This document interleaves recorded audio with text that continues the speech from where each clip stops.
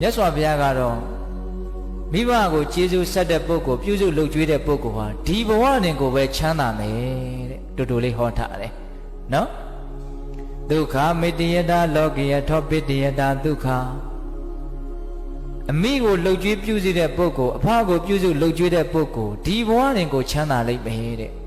အဲ့ဒါအခုဒီခေတ်မှာမိဘကိုပြုစုလှုပ်ကြွေးလို့ချမ်းသာဒုက္ခနဲ့ပြည့်စုံကြတဲ့လူတွေအများကြီးရှိတယ်လက်တွေ့နော်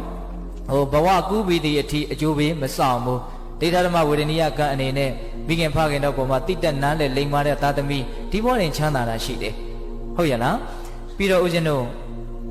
ဟိုတရားမင်းဖြစ်စေတတ်တဲ့ကံဆိုပြီးတော့မြတ်စွာဘုရားမဟာလိကိုဟောထားတာရှိတယ်တရားဖြစ်အောင်ကျင့်ရမယ်အကျင့်တရားဟိုမဟာလိမင်းသားကမြတ်စွာဘုရားကိုလာပြီးတော့လျှောက်တယ်ရှင်ဘုရားတဲ့တရားမင်းဆိုတာကိုမြတ်စွာဘုရားမြင်ဘူးလားတဲ့အဲ့ဒါမြတ်စွာဘုရားကမြင်ဘူးတယ်လို့ပြောတော့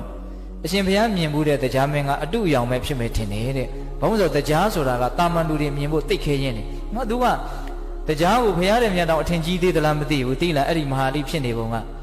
အဲ့ဒီမှာမြတ်စွာဘုရားကမဟာလိကိုပြောတယ်တရားမင်းကိုငါမြင်လဲမြင်ဘူးတဲ့တရားဖြစ်အောင်ဘယ်လိုလုပ်ရမယ်ဆိုတာလဲငါကောင်းကောင်းသိတယ်တဲ့တရားအကြောင်းငါအကုန်လုံးသိတယ်အဲ့ဒီမှာတရားဖြစ်အောင်ကျင့်ရမယ်ကျင့်စဉ်ဆိုတာထဲမှာမိခင်ဖခင်ကိုကျွေးမွေးရမယ်ဆိုတာတစ်ချက်ပါတယ်ဟုတ်ရလားဒါဦးဇင်းတို့မိဘနဲ့ပတ်သက်ပြီးတော့စုဆောင်းထားတာလေးပေါ့လေပြီးတော့သုဝဏသမ္မဇတ်ထဲမှာမိဘကိုပြုစုလုပ်ကြွေးတဲ့ပုဂ္ဂိုလ်များနတ်တွေကတောင်ဆေးကုတယ်လို့ဒါရိုက်ပါဠိတော်ထဲမှာဟောထားတာရှိတယ်အဲ့ဒါပိသဘောသူတော်ကောင်းတို့ကိုယ့်ဘဝမှာအခက်အခဲအကျက်တဲတွေဆိုတာ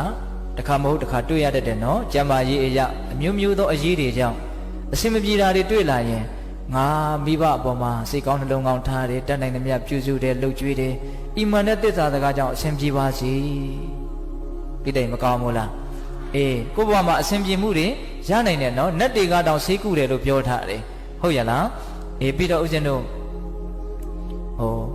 မင်္ဂလာတရားဖြစ်တယ်တဲ့မိဘကိုကျွေးစုပြုစုလုပ်ကျွေးတာဒါကတော့ပိဿတို့အလုံးသိပြီးသားပါအဲ့တော့မင်္ဂလာဆိုတာဘာတုံးဆိုတော့မကောင်းမှုကိုဖယ်ရှားပြီးတော့ကောင်းမှုတွေကိုတိုးပွားလာစေတဲ့သဘောအဲ့ဒါကိုမင်္ဂလာလို့ခေါ်တာမဟုတ်လားအဲ့တော့မိဘကိုပြုစုလုပ်ကျွေးတယ်ဆိုရင်ဦးဇင်းတို့စိတ်ထဲမှာသဘောပေါက်တာကတော့တေချာပေါက်ဒီပုဂ္ဂိုလ်ဟာနောင်တအေးလိမ့်မယ်နောင်တရစရာအကြောင်းမရှိဘူးငါလှုပ်တဲ့လှုပ်ထိုက်တာကိုလှုပ်ခဲ့တယ်ကြည်နူးမှုဝမ်းသာမှုအပြည့်ပေါ့နောက်မိဘနဲ့သားသမီးရဲ့ဆက်ဆံရေးမှာ